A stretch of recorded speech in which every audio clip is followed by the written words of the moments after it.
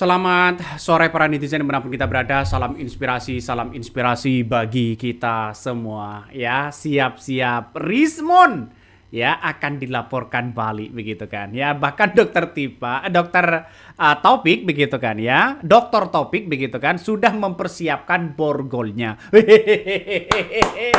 Rismon, jangan kabur lo. Ya. Nasibnya di ujung tanduk hari ini Rismon ya sudah dibongkar. Bagaimana soal ijazahnya, soal akademiknya dan sebagainya. Yang tidak kalah penting ya, Dokter Taufik begitu kan ya, sudah mempersiapkan borgolnya untuk Rismon. Aduh.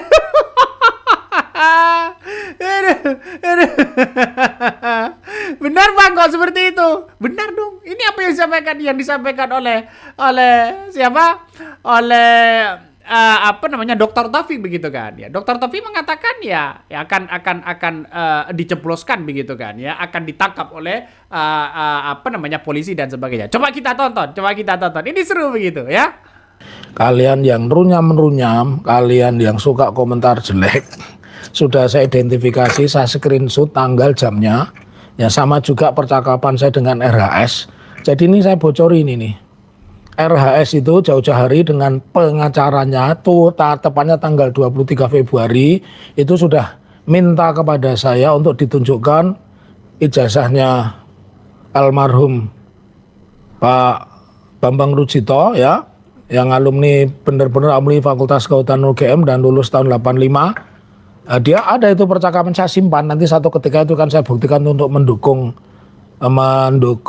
Topi Merah dan mendukung Mas Roy sama mendukung Pak Ugrosino. Jadi kita ini nggak main-main, kita ini karena ini zaman digital tinggal angkat telepon tunjukkannya. Saya sudah punya percakapan, nampaknya sudah disetting itu.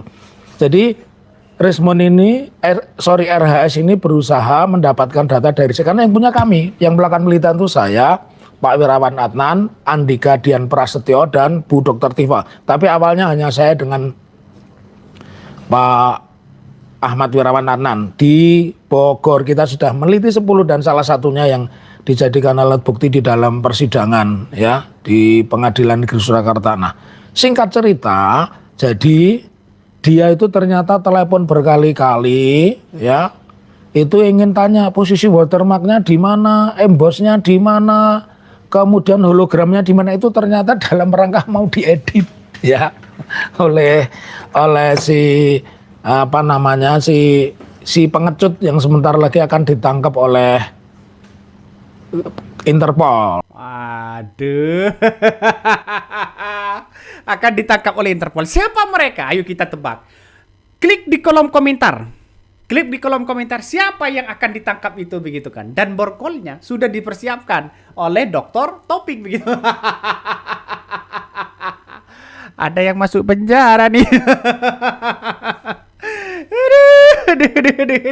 Ya, kalau dia yang masuk penjara, saya yakin satu persatu mereka begitu kan ya akan kelimpungan menghadapi Roy Suryo, si Topi Merah dan sebagainya begitu kan ya. Coba kita tonton lagi. Ini namanya menarik. Oh ya, buat kalian yang suka jelek-jelekan saya, tak suruh nangkep ini dari polisi beneran ini. Kamu kira saya kan Ketua Pusat Studi dan Kajian Anti Korupsi, murid saya polisi banyak. Jadi kalau suruh nangkep kamu itu yang komentar negatif di tempat saya, gampang itu ya. Itu sudah berhasil tuh di TikTok, sudah saya ancam pakai ini. Kamu juga yang, jadi aku luruskan kembali. Udah ada yang masuk penjara dong. Buktikan ya. Jadi Rismon ini nasibnya sudah di ujung tanduk ya, sudah di ujung tanduk di situ begitu. Dia ternyata sebagai pakar bisa saja disebut bisa saja dugaannya adalah abal-abal begitu. Kenapa? Karena rekam jejak itu dan kapasitas yang kemudian dilakukan oleh beberapa temuan begitu, oleh beberapa bukti dari Roy Suryo bahwa adalah dokter palsu begitu, dan sebagainya begitu.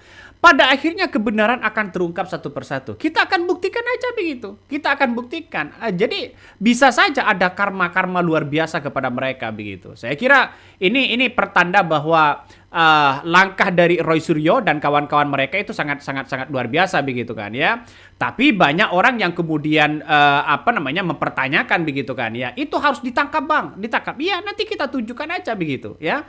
Biar sama-sama tahu ya siapa apa yang dia lakukan dan sebagainya begitu, karena kita tahu bahwa masyarakat hari ini sudah capek hal-hal seperti itu terus dibicarakan soal ijazah ini begitu kan, tidak kunjung ditunjukkan pertama, yang kedua beralibi sana sini begitu kan ya, sehingga tercipta polarisasi di masyarakat sehingga banyak yang kemudian membuat gaduh dan sebagainya. Makanya saya setuju dengan apa yang disampaikan oleh Pak JK itu begitu kan. Tunjukkan kepada publik biar kiri ini. Banyak sekali komentar-komentar netizen. Mampus lo mon. Ya mon, mampus lo mon. Siapa mereka begitu kan. Ya. Kalau Rismon di borgol begitu masuk penjara, banyak orang yang kemudian bernyanyi begitu kan, bernyanyi santai ya. Mau tahu nyanyiannya seperti apa? Coba kita tonton ya. Coba kita tonton seperti ini. Merakit ijazah palsu baru ke pengadilan. Kalau ijazah palsu, fotonya juga palsu, nanti ketahuan di pengadilan. Pendukungnya pada dungu, termulunya juga dungu. Semua pada dungu karena ijazah palsu yang seolah-olah kita yang salah.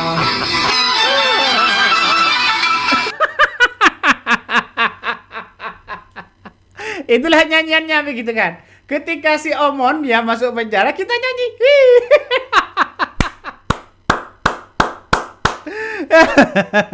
Kita nyanyi bersama-sama begitu kan. Musik ya. Tunggu saja begitu ya. Nampaknya Dr. Topik sudah memberikan langkah-langkah seperti itu begitu kan. Sehingga ini banyak sekarang. Yang sekarang yang tidak kalah penting di situ justru begitu kan. Justru apa yang kemudian dilakukan si Topi Merah begitu kan. Justru mendapatkan ya somasi dari mereka begitu. Padahal kita tahu begitu apa yang dilakukan oleh Topi Merah kan membongkar habis-habisan soal apa yang dilakukan oleh Rismon dan sebagainya begitu.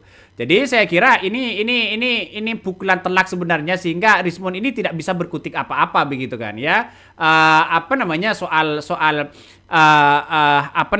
embos ya, soal editing dan sebagainya begitu. Justru apa yang kemudian dilakukan oleh Topi Merah ini memberikan gertakan yang sangat luar biasa kepada Rismon, tamparan. Ya, seolah-olah watermarknya di situ yang namanya Gajah Mada ini berubah jadi Adam. Aduh, Rismon ketahuan kan sekarang ya. Ayo dong bantah, malah disomasi. Ya, malah disomasi begitu. Tidak boleh dong ya. Ini kan ahli digital juga begitu kan. Coba kita tonton seperti ini. Dan memang tadi sudah disampaikan oleh Mas Topi Merah bahwa hari ini beliau telah menerima somasi dari kuasa hukumnya Rismon Sianipar, yang mana di minggu kemarin di Rakyat Bersuara dia babak belur, ya, babak belur, sehingga mungkin inilah yang menjadi alasan kenapa kemudian dia mensomasi. Kan, ya. Di iNews kemarin babak belur dong. Ya, babak belur, kalau sudah babak belur tidak bisa berkutik apa-apalah ya. Memang nasib luar biasa nasibnya. Jadi artinya apa? Artinya si Topi Merah ini membongkar begitu kan ya. Bagaimana hasil editing dari seorang Rismon ya, itu ketahuan. Makanya kebenaran itu tidak bisa dikalahkan oleh siapapun. Tunjukkan aja di situ begitu. Makanya ini ngeri-ngeri sedap, Bos. Persoalan-persoalan ini ya, nampaknya Rismon sudah tidak bisa berkutik begitu ya. Ini kan omongannya hanya Rismon hanya bisa keluar-keluar begitu saja begitu. Tapi setelah dibongkar oleh TP Merah tidak bisa berkutik. Coba kita tonton ya. Iya, Mas Topi Merah ya. Nah, saya bacakan sedikit saja, nanti bisa di besok di konferensi pers yang lebih besar itu akan dibaca lebih jelas lagi gitu ya. Dari Law Office Jahamada Girsang and Partners, Jakarta 27 April 2026, kepada yang terhormat Saudara Topi Merah di tempat. Hal, somasi pertama atau teguran dan konfirmasi analisa Saudara Topi Merah tentang watermark di ijazah UGM milik Pak Joko Widodo. Ya, dengan hormat, saya selaku kuasa hukum dari Saudara Rismon Hasyolan Sianipar yang ditampilkan sebagai yang ditampilkan sebagian data atau dokumen di salah satu acara TV iNews Rakyat Bersuara pada tanggal 21 April 2026 lalu, di mana data itu hanya digunakan untuk presentasi awal dari Saudara Rismon Sianipar Hasyolan. Emang ada dokternya di situ? Nggak ada. Nggak berani. Itu berani. ya, Dokter Dokter Eng ya. Iya. Mau nulis Ya. Dan saat beliau jadi salah satu pembicara sehingga jadi bahan perdebatan yang luas. Nah, saya ingin tahu Saudara Topi Merah mendapatkan analisa itu dari mana dan siapa. Selanjutnya saya ingin juga tahu persis analisa saudara atau data atau dokumen itu yang viral jadi pergunjingan masyarakat. Karena itu bagi kami, data atau dokumen itu tidak untuk konsumsi publik karena masih tahap data awal. Kalahkan Rismon. Aduh. Ya, sampai-sampai begitu pengacaranya juga ikut berkomentar. Saya yakin pengacara dari Rismon kalau dipertemukan dengan Topi Merah soal digital seperti itu tidak bisa akan menjawab. Apalagi seorang Rismon.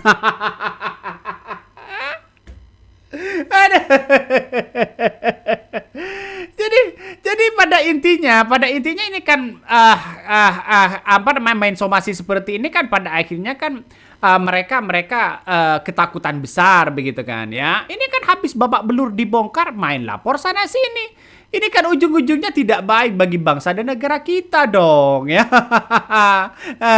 Orang-orang pasti mengatakan wah jangan-jangan gimana ini. Nih, Topi Merah diberikan isomasi ya sama kuasa hukumnya si Omon Parsel lantaran membuka tabir watermark bertuliskan Universitas Gadjah Adam. Dibilangnya itu baru data awal, belum siap dibuat untuk presentasi. Kalau hasil forensik itu sudah jelas. Kalau hasil forensik. Tapi kenapa kok ditampilkan itu masih data awal, data mentah? Emang hasil forensik itu ada data mentah? Ada data yang diulah? Ada data yang dianalisis? Jadi data yang kemudian sudah dianalisis itu dipresentasikan. Sehingga mendapatkan data-data secara empiris. Data empiris inilah yang kemudian didiskusikan sebagai bentuk kekuatan argumentasi secara ilmiah kepada khalayak umum atau kepada publik. Kalau toh pada hakikatnya itu adalah data mentah, bagaimana untuk bisa menghasilkan analisis yang baik sehingga menghasilkan data empiris? Secara akademisi kan seperti itu. Masa data mentah diolah dipresentasikan seolah-olah ini meyakinkan dan Rismon mengatakan begitu kan bahwa apa yang disampaikan di Aiman itu sudah meyakinkan kepada khalayak umum. Tapi blunder editingnya yang namanya Mada ternyata berubah jadi Adam. Udah. Jangan kabur lo Rismon. Ya jangan kabur lah. Kita tunggu saja ya. Oke, mungkin itu yang kami sampaikan ya. Tonton terus di channel Ho dari Podcast Rakyat ini. Jangan lupa di subscribe.